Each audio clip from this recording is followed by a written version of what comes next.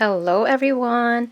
For today's video, I will show you how to program your XR2 Xfinity remote control to an Insignia TV.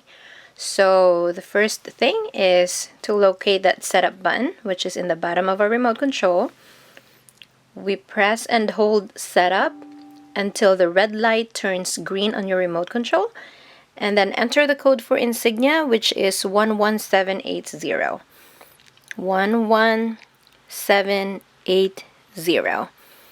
And if you adjust the volume, you would know if you have successfully programmed it, because the volume on your TV should work.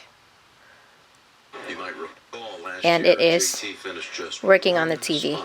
Okay, so that should be all set. Have a great day, guys. Bye.